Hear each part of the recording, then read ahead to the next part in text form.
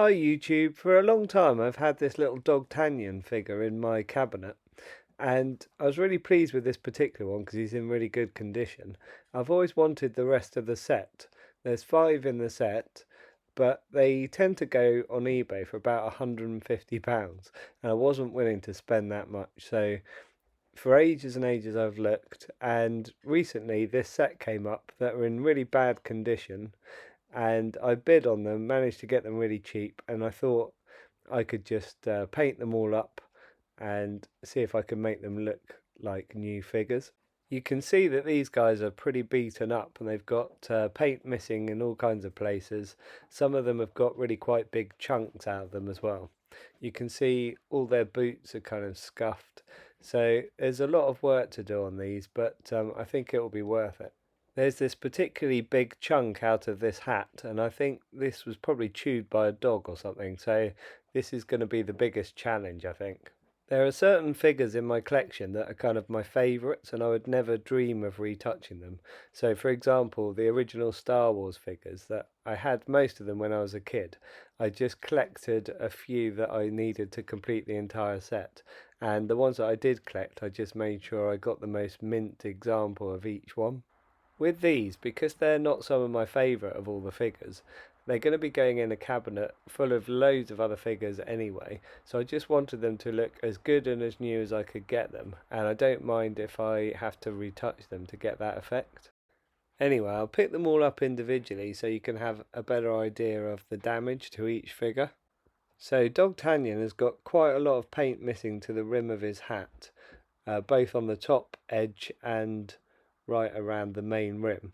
He's also got paint missing on his boots, and you can see his boots here look like they might have been chewed, rather ironically, probably by a dog as well. He's also got paint missing from the top of his sword and around the edges of his jacket, and yeah, just generally all of these figures are quite grubby as well. Moving on to Aramis, he's got paint missing from the end of his nose, quite a substantial amount of black paint there.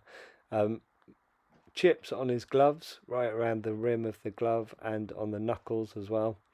The edge of his cape has got lots of paint missing, that sort of dark blue colour. And again with the feet, lots of red missing from the boots. It just makes him look really tatty. All of these figures are made by a company called Disvenda. They're very similar in a way to Schleich and Mayer and Borges, that kind of thing. Okay, this next one is Athos, and you can see lots of blue missing from the rim of his hat. Again, like on the top part and on the main rim.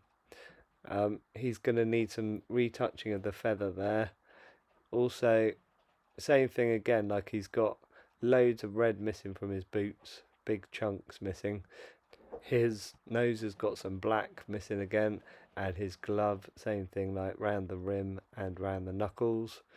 The end of the sword, you can't really tell on here, but it has got a different kind of yellow to it, so I'm going to retouch that. And obviously that really big chunk out of his hat will need dealing with as well. Moving on to Porthos, this is probably my least favourite character just because he's in such an unusual position. He's kind of like twisted around and looking backwards, and he doesn't quite look right. He looks like his head's been put on wrong. Anyway, same kind of chips to the edge of the cape and the boots and the end of the nose and the rim of the hat. So it's all going to need retouching. I'm going to be using the small tins of Humbrol enamel paints to retouch these, just because once they dry they're so hard wearing. Okay, finally we've got the Juliet figure. You can see she's got chips out of the umbrella here. Again, she looks pretty grubby, but I think she'll clean up quite well. I'm going to clean them all before I start painting, but you'll see that in a second. So you can see there's a bit of yellow missing on her hair. Again, her nose needs retouching, and the hand is quite hard to see on this video, but the hand is really discoloured as well. Also the rim around her collar. Incidentally, even in this really bad condition, these guys still ended up costing me £40 on eBay, so not cheap, but nothing compared to £150 that a good decent set would cost. Right, so I just started by giving them a really good clean. Remember this one, this is my pretty mint example, so that's what I'm kind of aiming for. You can see that I've got quite a lot of the grubbiness off of particularly the white of the face of this one. He reminds me a little bit of Snoopy actually, but I just used rubbing alcohol and cotton wool buds, and I've just gone around all of these and just given them as good a clean as I can. I got quite a lot of the dirt to come off onto the cotton wool buds, and I think it's made a good noticeable difference straight away. Okay, so I'll just show you the stuff that I've been using. It's this isopropyl rubbing alcohol, 70%. It's really good stuff.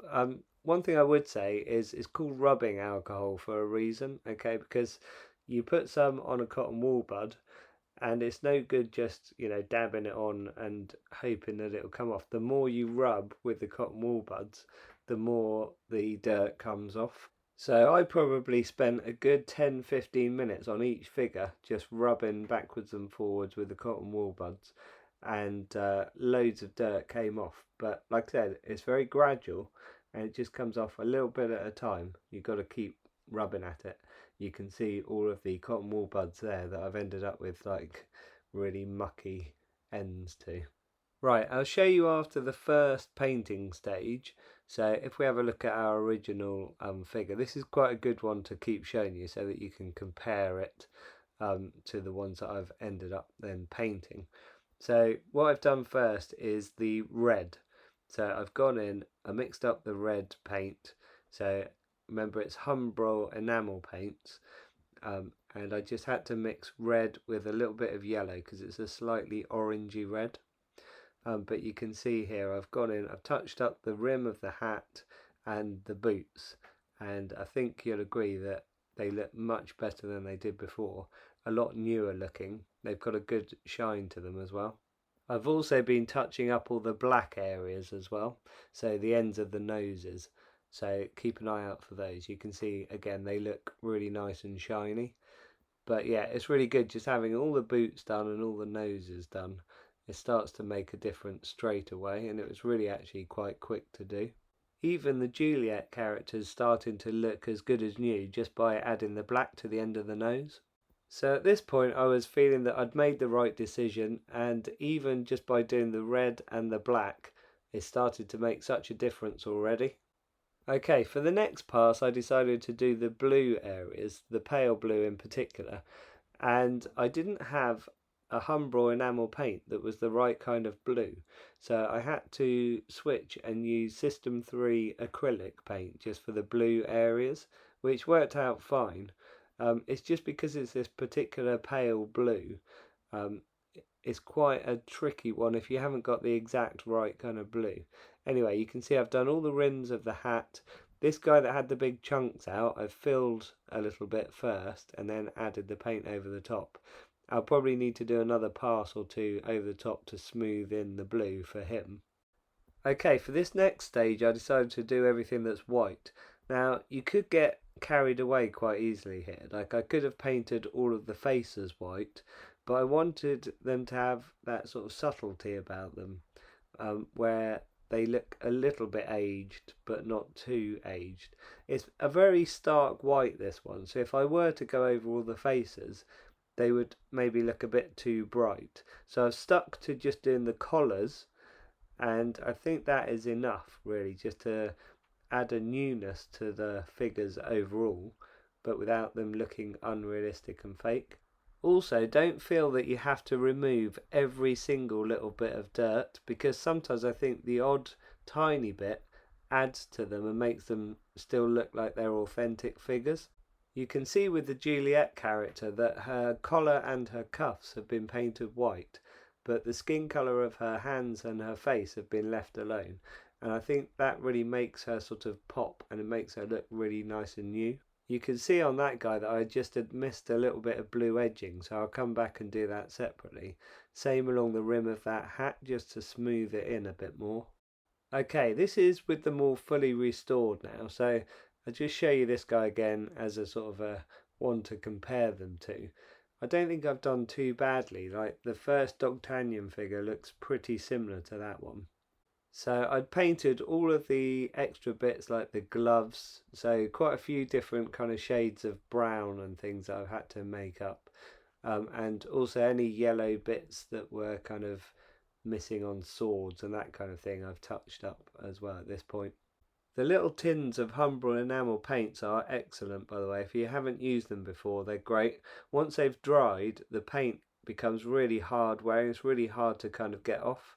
So I remember using some once to paint some flower designs on a pair of Doc Martens for my wife for her birthday, and luckily I started painting the boots about 3 weeks before her birthday. Because I was painting on leather, they actually ended up taking a couple of weeks to dry, but once they have dried, they like none of the paint has come off, and she's walking around in these boots all the time. So really hard wearing paint. I have a lot of very similar figures to these, things like Smurfs and that kind of thing, but these are pretty rare. I've got some other figures that are rare, which are the original Dungeons and Dragons figures. Um, those ones I haven't retouched because they're just ridiculously rare. I managed to get 3 Count Duckula figures, which again are also really rare, from a car boot sale last year, and I've just managed to source the final Count Duckula figure that I need to complete that set. So I'll probably post up a video of that at some point in the near future too. I've had really good fun restoring these, and it was a brilliant way of getting a set of figures that normally go for £150 for £40 instead. Okay, I hope this video has been quite nostalgic for some of you guys that grew up in the 80s like I did, with DOGTANIAN and the Three Muskehounds as a cartoon playing in the background all the time. Check out all my other 80s toy videos if you get a chance. Hit subscribe if you want to see anything that I post up in the future. Thanks for watching, and I'll catch you in the next video.